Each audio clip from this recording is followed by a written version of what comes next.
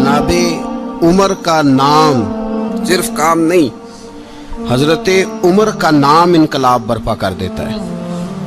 हजरत उमर का नाम कुफर के ऐवानों में, जबर, जुल्म, शिर्क की वादियों में जब हजरत उमर का नाम भी लिया जाए तो बेईमान कांपना शुरू हो जाते।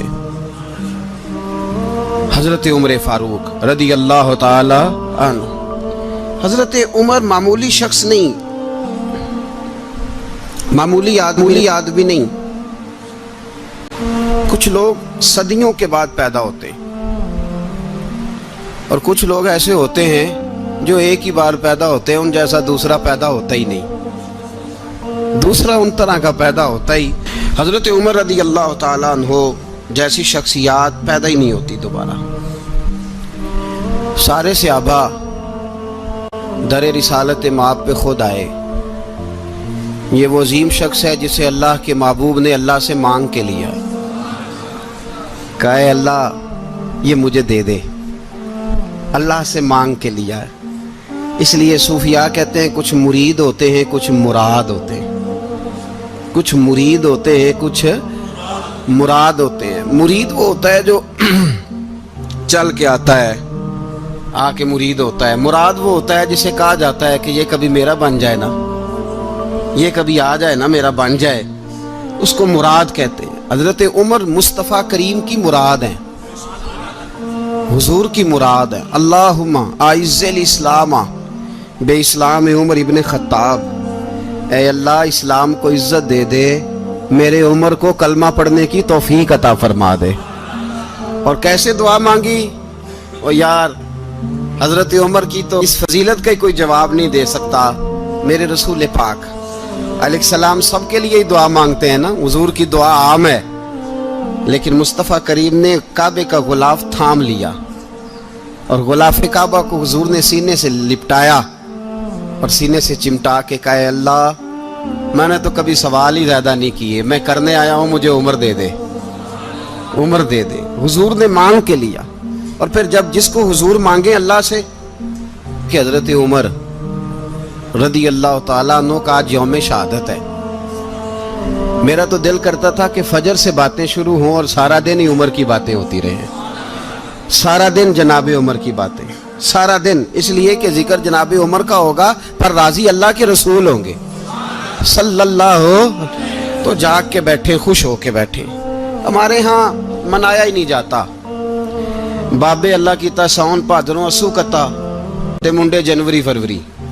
तो इस्लामी साल भी गया और वो तारीखें भी सारी गई।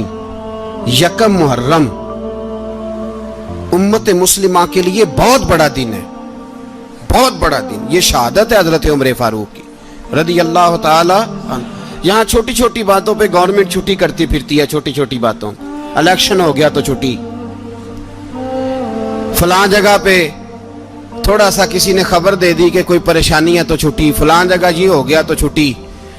यहाँ तक कि फलां वजीर साहब फलां इलाके में आएंगे तो सारे इलाके को छुट्टी। और अब तो इससे बड़ा हाल होने लगा है, अगर जिन लोगों की सिंध में हुकूमत है उनके लीडर का दिन आया तो उस दिन छुट्टी, और जिनकी पंजाब में हुकूमत है उनका दिन आया तो छुट्टी। हमारा मुतालबा है हुकूमत पाकिस्तान से, अगर सर उठा के जीना चाहते हो तो यकम मुहर्रम को छुट्टी किया करो।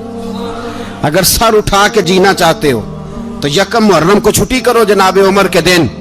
और मिल्लत के जवानों को बताओ कि अगर इज्जत की जिंदगी जीना चाहते हो तो उस तरह जियो जिस तरह फारूक आजम जी के गए हैं। इज्जत और वकार की जिंदगी, जमहूरियत हजरत उमर से सीखनी पड़ेगी। हुकूमत करने के तरीके हजरत उमर से, रियाया को सीखना पड़ेगा कि अमीर किस तरह बनाया जाता है और अमीर किस तरह के होते हैं। यहाँ लोग हमें यूरोप की मिसालें देते हैं, लोग यहाँ हमें आकर के अमेरिका की मिसालें, उन्हें क्या पता हुकूमत क्या होती है। वो कहते हैं जी वो साइकिल पे जाता है उनका हुक्मरान। मैंने कहा वो साइकिल पे जाता है? मेरे उमर फारूक मदीने से मक्के गए थे तो पैदल ही हज करने चले गए, पैदल ही। और जनाब उमर फारूक रदी अल्लाह ताला अन्हु ईद की नमाज पढ़ाने गए। ईद की नमाज उमर खुतबा ईद देने गए। और इस जमाने में कौन सा गरीब है जो नंगे पांव जाता हो? کون سا غریب ہے جو مسجد ننگے پاؤں جاتا ہو؟ لوگوں نے تو 3 قسم کی چپلیں رکھی ہوئی ہیں. ایک مسجد جانے کی علیحدہ ہے، گھر پہننے کی علیحدہ ہے، شادی بیاہ پہ جانے کی چپل علیحدہ ہے. حضرت عمر فاروق رضی اللہ تعالیٰ عنہ نکلے عید کا خطبہ دینے کے لیے، تو بیوی سے کہنے لگے جوتا. اس نے کہا صاحب اتنی دفعہ ٹوٹا ہے اب گانٹھا نہیں جا سکتا، اتنی دفعہ ٹوٹا ہے کہ اب دوبارہ پیمند نہیں لگ سکتے. تو حضرت عمر کہنے لگے چل کوئی حرج نہیں، بغیر جوتے کے ننگے پیر ہی چلتے ہیں، کوئی حرج نہیں. تو کہنے لگے لوگ کیا کہیں گے؟ فرمایا چپ کر. لوگ جس دن عمر نے یہ دیکھ لیا نا لوگ اس کے بارے میں کیا کہتے ہیں، اس دن عمر نہیں رہے گا.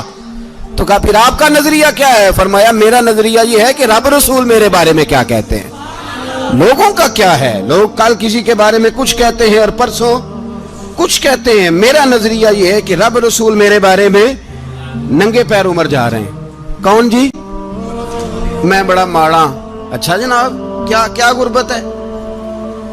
10 قسم کے جوڑے لٹکے ہوئے ہیں کمرے میں اور پہننے کی فرصت نہیں. سویرے کیا پہننا ہے، شام کیا پہننا ہے، 15 سوٹ کٹھے استری ہو کے لانڈری والا بھیج رہا ہے، اور تو غریب ہے. تو بہت بڑا غریب ہے. اس لیے کہ غربت پیسوں کی وجہ سے نہیں ہوتی، غربت تو دل کی ہوتی ہے. تو واقعی بڑا غریب ہے اور تو غریب ہی رہے گا. امیر تو عمر فاروق تھے جو ننگے پاؤں چلے گئے عید کی نماز پڑھانے. تو رستے میں جو ملا کہنے لگا عمر جوتا تو پہن لو. فرمایا تمہیں عمر کا جوتا نہ پہننے کا نقص تو نظر آیا ہے، کوئی حرج نہیں. اگر عمر کو کبھی بتانا ہوا تو وہ والا نقص بتانا جو عمر کی سیرت میں پیدا ہو، کردار میں پیدا ہو، وہ والا نقص بتانا. یہ چھوڑو جوتے آتے جاتے رہتے. ننگے پاؤں گئے، پاؤں دھوئے، نماز پڑھائی، لوٹ آئے. او بھائی یہاں تو ہمارا بناؤ سنگار اترنا، جتنی توجہ کپڑوں کی طرف ہے اتنی توجہ کبھی ہماری علم کی طرف ہوتی نا، جتنا ذوق شوق ہمارا بناؤ سنگار کی جانب ہے، اتنا بناؤ سنگار کبھی ہمارا اخلاقیات کی جانب ہوتا تو معاملات بڑی حد تک سنورے ہوئے ہوتے. حضرت سیدنا فاروق اعظم رضی اللہ تعالی اپنی زندگی کو ترتیب دیا. ایک دن بھی خلافت نہیں مانگی اللہ سے. حضرت عوف بن مالک اشجعی ایک صحابی ہیں. حضرت عوف بن مالک رضی اللہ تعالیٰ عنہ فرماتے ہیں کہ جناب ابو بکر صدیق کا زمانہ تھا تو میں نے خواب دیکھا. میں نے خواب میں جناب عمر کو دیکھا اور میں نے دیکھا کہ کوئی کہنے والا کہہ رہا ہے کہ عمر وہ ہے کہ اللہ کے رستے میں کوئی اسے جتنا مرضی برا بھلا کہے یہ پرواہ نہیں کرتا. کس کے رستے میں؟ بولے سارے. اس کا مطلب ہے اللہ کے رستے میں لوگ برا بھلا بھی.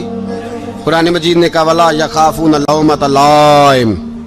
کچھ لوگ ایسے ہیں جو برا بھلا کہنے والوں کی پرواہ نہیں کرتے. آپ یقین کریں اگر پرواہ شروع ہو جائے نا تو دین کا کام ختم ہو جائے. نہ کوئی تقریر کرے، نہ کوئی تدریس کرے، نہ کوئی پیری مریدی کرے، ختم ہو جائے اگر باتوں کی پرواہ ہو. لیکن وہ پرواہ، حضرت عوف بن مالک اشجعی کہتے ہیں میں نے خواب میں دیکھا کہ عمر وہ ہے جو کسی کی پرواہ، اور دوسری بات میں نے یہ دیکھی کہ عمر خلیفہ بنے گا، اور تیسری بات میں نے خواب میں یہ دیکھی کہ عمر شہید بھی کیا جائے گا، عمر شہید بھی ہوگا. یہ میں نے 3 باتیں خواب میں دیکھی. فرماتے ہیں میں نے آ کے خواب حضرت ابو بکر صدیق کو سنائی. وہ خلیفہ تھے. وہ کہنے لگے ٹھہر جا، میں عمر کو بلاتا ہوں، اس کے سامنے دوبارہ سنانا. اس کے سامنے فرماتے ہیں میں نے بلایا حضرت عمر فاروق کو، آ کے بیٹھے.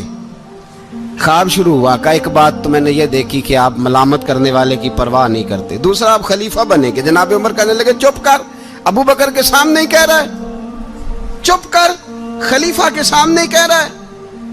تو حضرت ابو بکر صدیق کہنے لگے عمر اسے کہنے دو، مجھے لگتا ہے رب کی رضا یہی ہے کہ میرے بعد اگر مصطفیٰ کا منبر ملے تو عمر کو ملے. اسے کہنے دو.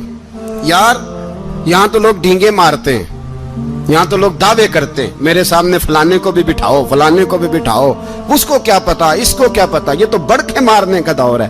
حضرت عمر رضی اللہ تعالیٰ عنہ کو تیسری بات کہی. حضرت عوف بن مالک نے کہا آپ شہید کیے جائیں گے، میں نے خواب دیکھی ہے. نیک لوگوں کے خواب بڑی حد تک سچے ہوتے ہیں.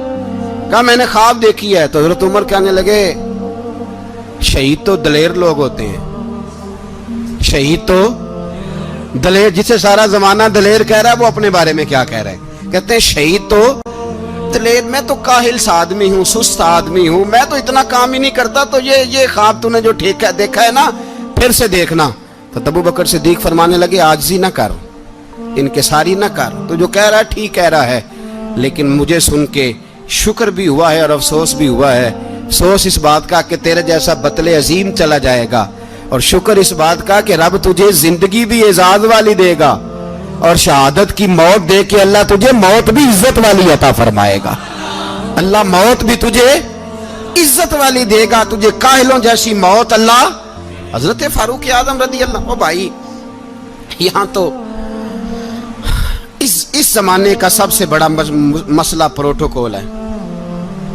لوگوں پتہ ہوتا ہے کامل پیر ہے، کامل مرشد ہے، لوگ نہیں جاتے۔ میں کسی کا مرید ہو جاؤں، میرا پروٹوکول کدھر گیا؟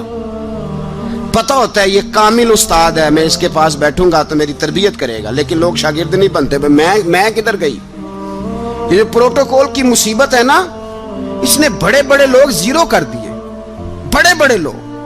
اور یہ مت سمجھے کہ آپ کا وزیر اعظم پروٹوکول لیتا ہے یا آپ کا صدر پروٹوکول، وزراء، ایسی کوئی بات نہیں۔ ہم چھوٹے طبقے سے لے کر بڑے سارے پروٹوکول کے قائل ہیں۔ ہمارا تو داماد بھی کہتا ہے کہ مجھے پوچھا نہیں، میں تمہارے گھر کیوں آؤں؟ ہمارا تو بھائی ہر شخص اعلان کرتا ہے پروٹوکول کا، فلانے نے عزت نہیں دی تو واپس آ جاؤ، فلانے نے سلوٹ نہیں کیا تو واپس آ جاؤ۔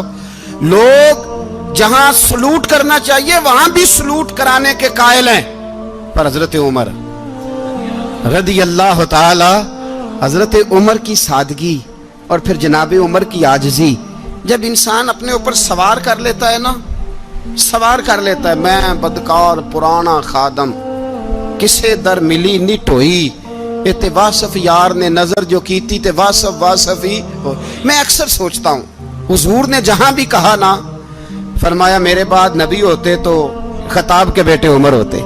حضور نے فرمایا عمر جس رستے سے جاتا ہے شیطان وہ رستہ بدل جاتا ہے۔ نبی پاک صلی اللہ علیہ وسلم نے فرمایا میرا عمر وہ ہے کہ اس کی زبان پر حق جاری ہے۔ حضور علیہ السلام نے فرمایا 950 سال حضرت جبریل میرے عمر کی شان بیان کریں تو ان کی عظمت ختم نہیں ہوتی۔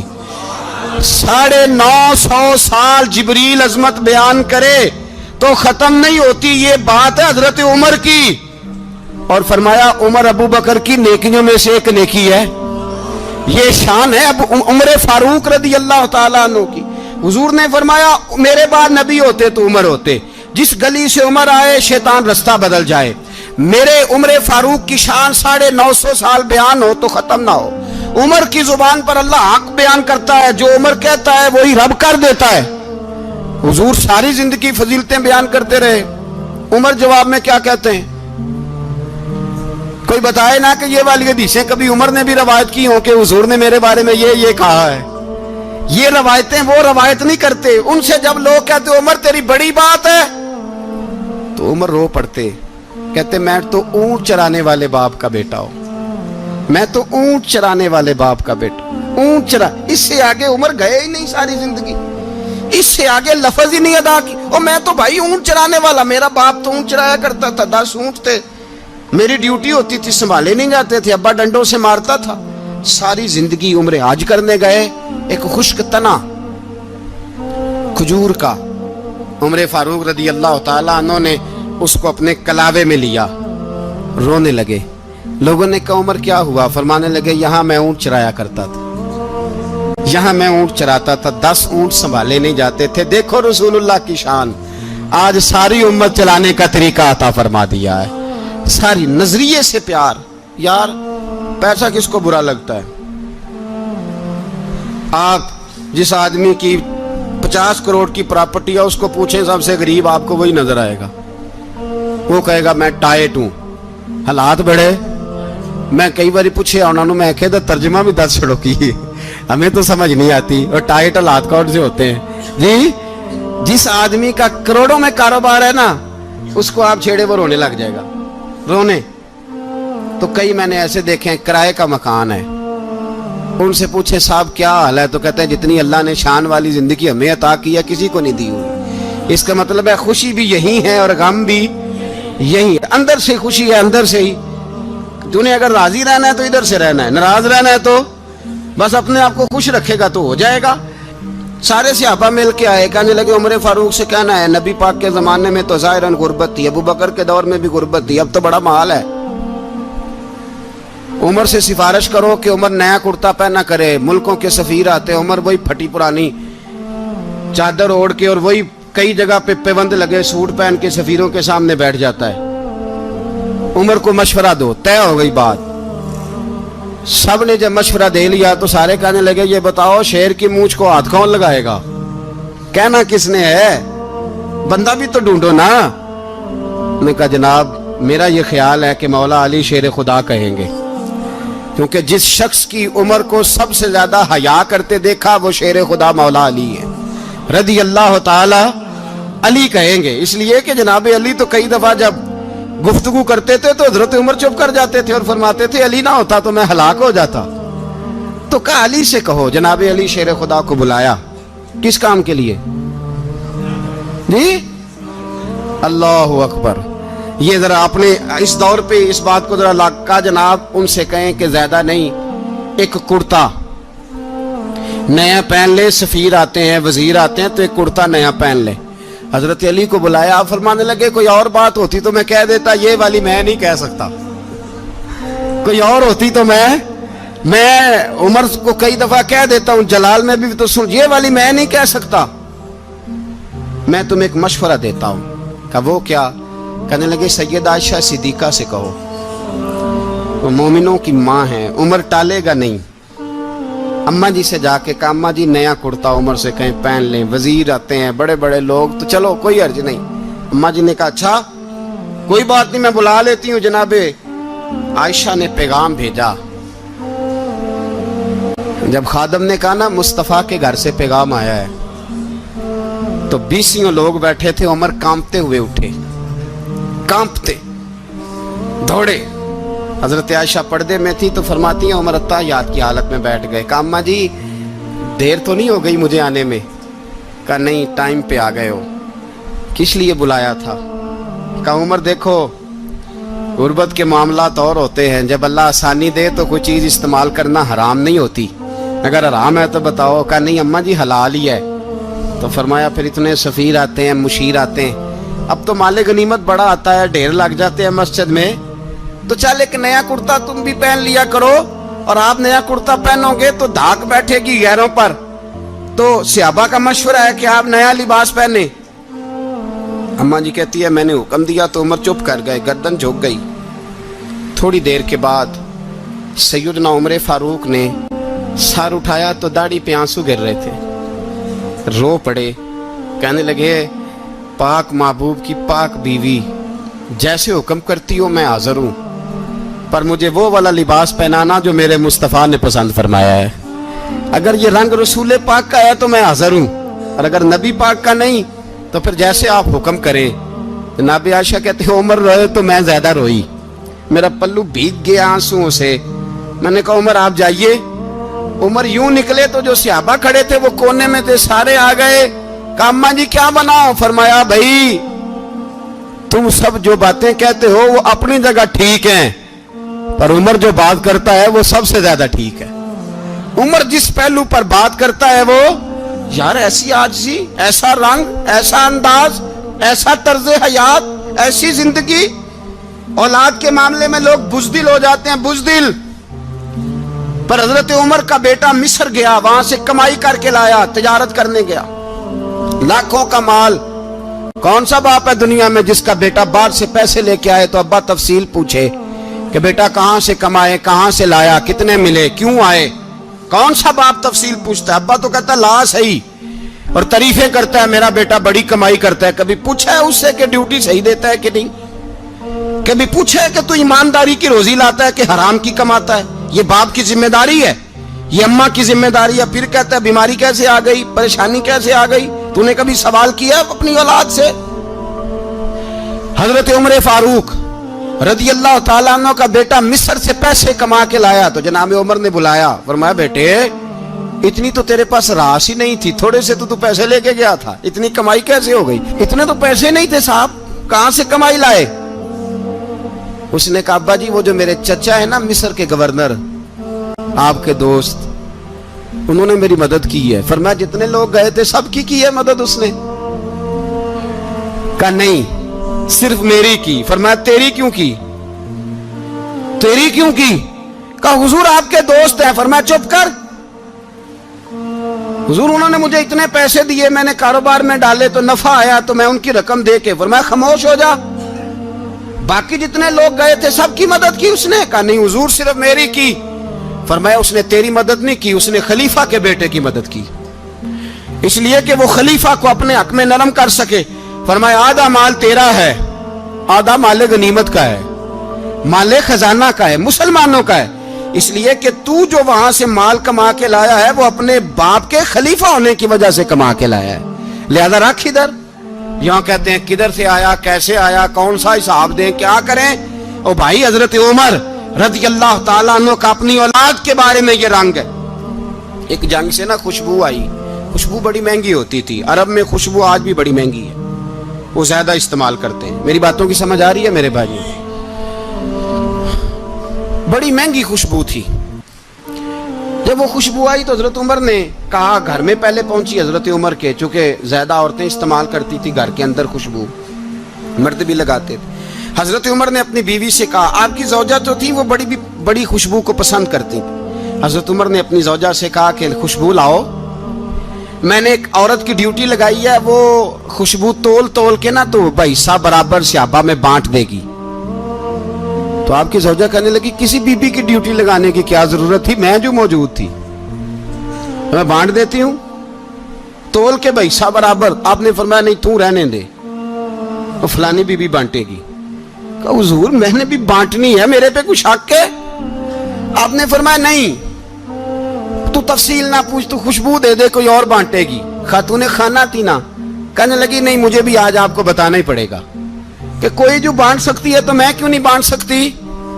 زوجہ کہتی عمر نے بات کی تو میری چیخیں نکل گئی. حضرت عمر فرمانے لگے جب تو خوشبو بانٹے گی نا تیرے ہاتھوں کو بھی لگے گی, تیرے دوپٹوں کو بھی لگ جائے گی. اگر رب کریم نے مجھ سے سوال پوچھا کہ عمر خوشبو تو مسلمانوں کی تھی, تیری بیوی کے دوپٹے کو کیوں لگ گئی, تو میں اللہ کے حضور کیا جواب دوں گا؟ اگر اللہ نے یہ سوال کیا کہ تیری بیوی نے کیوں لگائی, وہ تو حصہ تھا مسلمانوں کا, تو نے تیری بیوی نے کیوں لگائی؟ تو فرمایا میں نہیں چاہتا کہ اللہ کے حضور مجھے اور تجھے باز پرس ہو, لہذا کسی اور کو بانٹنے دے. زوجہ روئی اور تڑپ کے کہنے لگی عمر مجھے لگتا ہے صبح قیامت بھی تیری بیوی ہونے کی وجہ سے اللہ مجھے جنت عطا فرما دے گا, تیری زوجہ ہونے کی برکت سے. بھائی یہ معیار رکھا, خدا کی قسم ایسا شخص تاریخ میں دوبارہ نہیں آیا. اتنا بڑا آدمی, اتنا بڑا شخص, اتنا بڑا آدمی, اور پھر رنگ یہ ہے کہ عمر 22 لاکھ مربع میل کا حکمران, 22 لاکھ, اور کھجور کے درخت کے نیچے مٹی کا ڈھیلا لے کے سو گئے ہیں, پرواہ کوئی نہیں, کوئی مسئلہ ہی نہیں. 2 غلام ساتھ بیٹھے تو ایک روٹی حضرت عمر نے گھر سے منگوائی, تھوڑا سا سرکہ, تو غلام کہنے لگے ہم نے بھی کھانی ہے. فرمایا کوئی حرج نہیں, روٹی کو پیٹ بھر کے کھانا ضروری تو نہیں, 3 حصوں میں بانٹ لیتے ہیں. ایک آدمی آیا ہوا تھا مصر کا رہنے والا ملنے کے لیے, اس نے پوچھا عمر کدھر ہیں, تو کہا وہ ادھر جاؤ مسجد میں بیٹھے ہوں گے. اور واپس آیا تو کہنے لگا وہاں تو 3 غلام بیٹھے ہیں, ایک روٹی بانٹ کے کھا رہے ہیں, لگتا ہے کئی دنوں سے روٹی نہیں ملی. کہا 3 غلام تو کوئی نہیں, وہاں 2 ہی تھے, تیسرے تو امیر المومنین تھے. اس نے کہا نہیں 3 غلام ہیں, کپڑے بھی ایک طرح کے پہنے ہوئے ہیں, بلکہ 2 کے تو پھر صحیح ہیں, تیسرے کے تو زیادہ ماڑے ہیں. کپڑے بھی ایک طرح کے, کھانا پینا بھی ایک طرح کا, اور ان کا نشست برخاست بھی ایک طرح کی ہے, لہذا کوئی فرق نہیں. حضرت ابو ہریرہ کہتے ہیں میں لے کے آیا, اور جناب عمر کو جب میں نے کچی زمین میں تامت سمیٹ بیٹھے دیکھا تو میں رو پڑا. میں نے اس مصر سے آنے والے کو کہا تو اس کے جلوے دیکھ, اگر اس کی ذات میں اتنا حسن ہے تو محمد عربی کا مقام کیا ہوگا. یہ مقام غور ہے, مقام غور. 10 محرم کو لوگ دیگے پکائیں گے نا, نہیں پکانی ہے, کوئی بول دے نہیں, ہاں نہ نہیں کر دے, پروگرام بدلیا تو نہیں دی عید کی کہ وہی کام شروع ہوا ہے, لات ٹائٹ ہونے والا. کیوں جی, پکڑی ہے نا دیکھیں 10 محرم کو انشاءاللہ تعالی, ہم بھی پکائیں گے انشاءاللہ, یہاں بھی پروگرام ہوگا. تو 10 محرم کو جو دیگ پکنی ہے تو ایسا نہیں ہو سکتا کہ 1 محرم کو حضرت عمر کے نام کی بھی کوئی پک جائے. اگر امام حسن حسین کے نام کی دیگیں پکے تو جو امام حسن حسین سے پیار کرنے والے ہیں، جو امام حسن حسین سے، ہم لوگوں نے بھی عجیب رٹا اپنایا ہے نا، ہم لوگ بات کا ایک پہلو دیکھتے ہیں دوسرا نہیں دیکھتے۔ حضرت امام حسن اور حسین کو بھی نبی پاک نے شہید کہا، اور جناب عمر کو بھی رسول اللہ نے خود شہید فرمایا، فرمایا شہید ہے، خود فرمایا اپنی زبان سے کہ یہ شہید ہے، خود میرا عمر شہید ہے۔ تو ان کے نام کی دیگ نہیں پکنی چاہیے، اس طرف نہیں ہماری توجہ ہونی چاہیے۔ اور اہل بیت نبوی، یہ بات میں پہلے بھی کرتا ہوں، آج پھر کرنا ضروری سمجھتا ہوں، اہل بیت کا پیار، سن لو کان کھول کے، اہل بیت کا پیار اگر ہمیں کسی نے سکھایا ہے تو سیدنا عمر فاروق نے سکھایا ہے۔ اہل بیت نبوت کی محبت اگر کسی نے سکھائی ہے تو کس نے سکھائی ہے؟ بول کے بتائیے، حضرت عمر نے۔ اہل بیت کا پیار ہمیں حضرت عمر نے بول کر کے سکھایا ہے۔ بھائی یاد رکھیں، کسی کی طاقت نہیں تھی دم مارنے کی حضرت عمر کے سامنے، طاقت ہی نہیں تھی، کیسر و کسرا کانپ جاتے تھے، جرأت ہی نہیں کرتے تھے حضرت۔ اور ہمارے تو تعلقات بڑے ہیں نا غیروں سے۔ حضرت ابو موسیٰ اشعری رضی اللہ تعالیٰ عنہ فرماتے ہیں میرا منشی سائی تھا، وہ کاتب کہتے تھے وہ لوگ، میرا حساب کتاب عیسائی تھا۔ تو فرماتے ہیں ایک دن میں نے وہ سارا حساب کتاب لین دین کے حضرت عمر کو دکھائے تو فرمانے لگے جس نے لکھے ہیں اس کو بلاؤ۔ کہنے لگے ضرور مسجد نہیں آ سکتا۔ کیوں نہیں آ سکتا؟ کہنے لگے وہ عیسائی ہے۔ کہتے ہیں حضرت عمر جلال میں آ گئے۔ آپ فرمانے لگے جنہیں رب دور کرتا ہے تم کیوں قریب کرتے ہو؟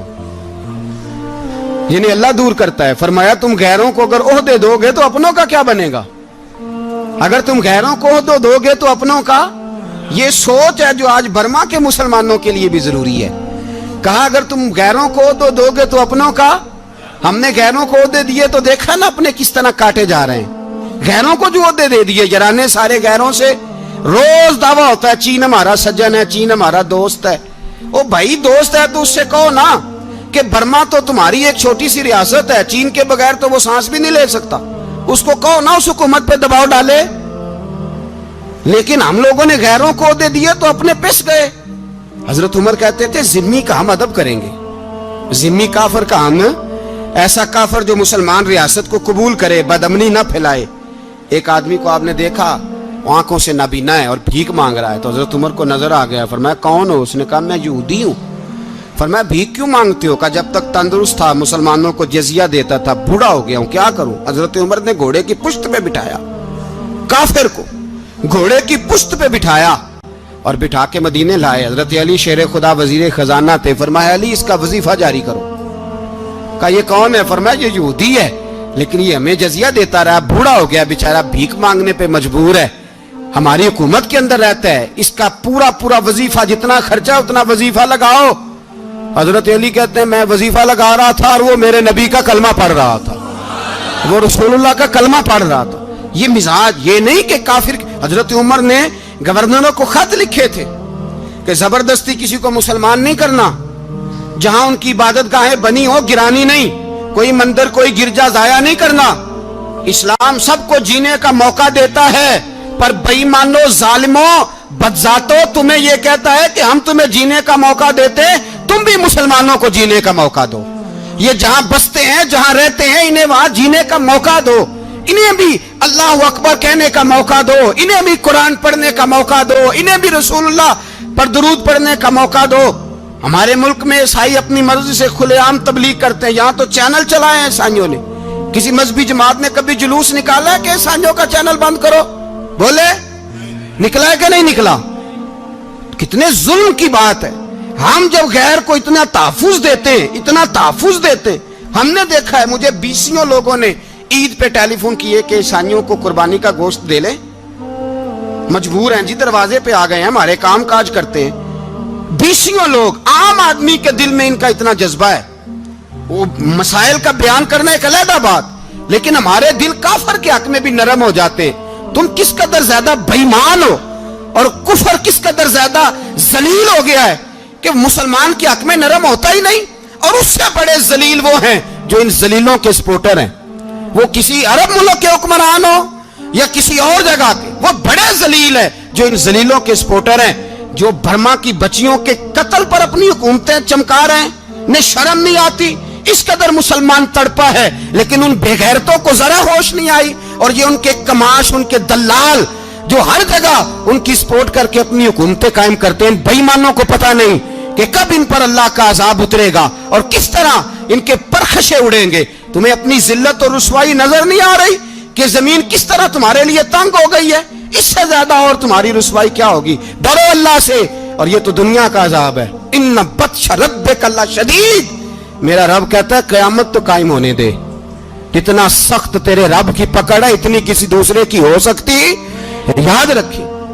اور تھوڑا احتیاط کریں ہم سب لوگ بھی، جو ہم لوگ آدھی زبان بول کے بھی ان کی سپورٹ کرتے، اب شرم آنی چاہیے ہمیں ان حکومتوں کی سپورٹ کرتے جو مسلمانوں کی لاشوں کے اوپر حکومتیں قائم کرتے ہیں، شرم آنی چاہیے۔ بہرحال بات دور نکل جائے گی، اور میں اپنے مضمون پہ رہتا ہوں۔ اہل بیت کا پیار اگر سکھایا ہے تو جناب عمر نے سکھایا ہے رضی اللہ تعالی عنہ، امام حسن ملنے۔ آپ یقین کریں میں جب اس واقعہ کو پڑھتا ہوں تو میرا دل جھوم جاتا ہے۔ میں کہتا ہوں یار ڈاڈا ہونا اپنی جگہ پہ، عشق ہونا اپنی جگہ پہ، انسان کا باوقار ہونا اپنی جگہ، جہاں کھڑے ہونا تھا وہاں یہ کھڑے ہوتے تھے، اور جہاں جھکنا تھا وہاں یہ ان لوگوں میں اقبال نے کہا تھا تیری نگاہ ناز سے دونوں مراد پا گئے، عقلے کی یاب و جستجو، عشق حضور و اضطراب۔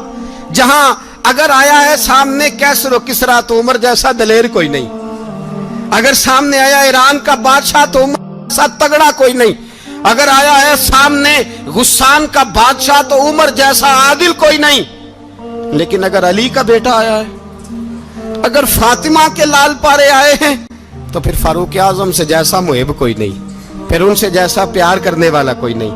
اندر بیٹھے ہیں جناب عمر، اندر تنہائی میں کچھ وزیروں سے گفتگو ہو رہی ہے، میٹنگیں جاری ہیں۔ آپ کے بیٹے ملنے آئے جناب عبداللہ ابن عمر، ابا جی ملنا ہے، بات ٹھہرو بات کر رہا ہوں، کوئی نہ اندر آئے۔ صاحبزادہ باہر کھڑا ہے، تھوڑی دیر گزری تو امام حسن بھی آ گئے۔ کون آئے؟ آپ کو جو ملے گا امام صاحب کا نام لینے سے، وہ سردار ہیں جنتیوں۔ کون آئے؟ سارے بولیے امام حسن، تیری نسل پاک میں ہے بچہ بچہ نور کا، تو ہے نے نور تیرا سب گھرانہ۔ امام حسن آئے تو حضرت عبداللہ ابن عمر کو دروازے پہ کھڑے دیکھا، کہا امیر المومنین کہاں ہیں؟ کہنے لگے حضرت عمر کے بیٹے۔ کہنے لگے وہ اندر بیٹھے، کچھ میٹنگ ہو رہی ہے، اور انہوں نے کہا کوئی اندر نہ آئے، لیکن آپ جانا چاہیں تو چلے جائیں، آپ جانا چاہیں تو، تیری نسل پاک میں ہے بچہ بچہ نور، آپ جانا چاہیں تو چلے جائیں۔ تو انہوں نے کہا جب آپ باہر کھڑے ہیں تو مجھے کوئی اتنا ضروری کام نہیں، اور ابھی زور کی نماز تھوڑی دیر میں ہوگی، میں مسجد میں مل لوں گا امیر المومنین سے۔ یہ بات کہہ کہ امام حسن چلے گئے۔ یار اتنی بڑی بات نہیں تھی، اتنی بڑی بات نہیں تھی، وہ میرے استادوں کا بیٹا بھی آئے تو کہا ٹھیک ہے جی وہ سوئے ہوئے ہیں، کوئی غرض نہیں یار میں ٹھہر کے آ جاؤں گا، کوئی بڑی بات نہیں تھی، دیکھا جائے تو بڑی بات نہیں تھی، پر بات بہت بڑی تھی، اس لیے کہ یہ خالی حسن نہیں، یہ حسن ابن علی ہے، یہ حضرت فاطمہ کے لخت جگر۔ حضرت عمر باہر نکلے، عبداللہ ابن عمر سے پوچھا کوئی آیا تو نہیں؟ تو کہا حضور امام حسن آئے تھے۔ تو کہا پھر شہزادے کو اندر کیوں نہیں بھیجا؟ کہا میں نے کہا تھا۔ وہ کہنے لگے اگر امیر المومنین مصروف ہیں تو میں ظہر میں مل لوں گا۔ حضرت عمر رونے لگے، فرمایا بیٹے تو نے اچھا نہیں کیا۔ پھر مسجد نہیں گئے، سیدھے امام حسن کے دروازے دستک دی، امام حسن باہر آئے، کہا شہزادے آئے تھے تو ملے کیوں نہیں؟ تو امام حسن کہنے لگے حضور آپ کا اپنا بیٹا دروازے پہ کھڑا تھا، آپ کا اپنا بیٹا دروازے پہ کھڑا تھا، اور منع بھی کیا تھا آپ نے تو میں زور میں مل لیتا۔ حضرت امام حسن فرماتے ہیں جوش جذبات میں جناب عمر نے سر سے پگڑی اتار دی، جوش جذبات میں کہنے لگے حسن میرے بیٹے کا اور آپ کا کیا مقابلہ؟ کیا اس کی ماں کا نام فاطمہ الزہرا ہے؟ کیا اس کی نانی کا نام خدیجۃ الکبریٰ ہے؟ کیا اس کے نانے کا نام محمد مصطفیٰ ہے؟ آپ کا اور اس کا کیا مقابلہ؟ پھر رو پڑے اور کہنے لگے بیٹے میں مکے کے صحراؤں میں اونٹ چرایا کرتا تھا، یہ جو میرے سر پر عزت کے بال ہیں یہ تیرے نانے کے اگائے ہوئے، میں مکے کے خبردار شہزادے خبردار۔ او بھائی اہل بیت نبوت کے ادب کا رنگ اگر سکھایا ہے تو سیدنا عمر نے سکھایا ہے۔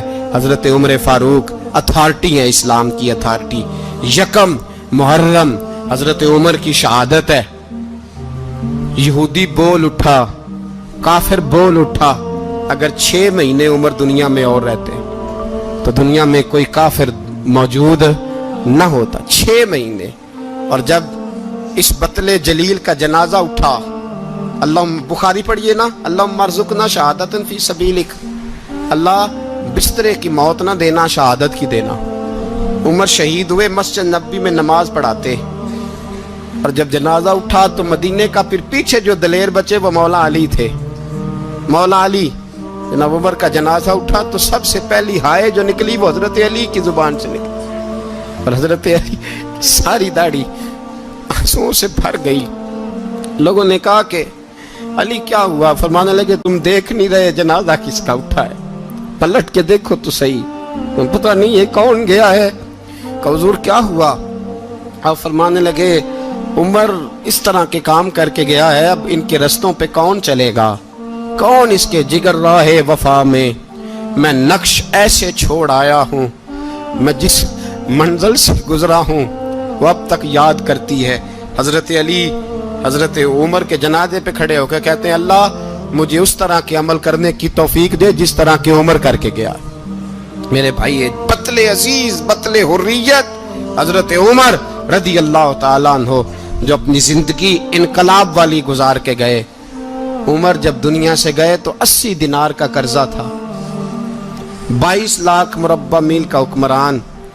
पर अपने बेटे से कहने लगे, बेटे कोशिश करना तेरे खानदान वाले मिलके मेरा कर्जा उतार दे, मेरी कब्र पे बोझ ना रहे।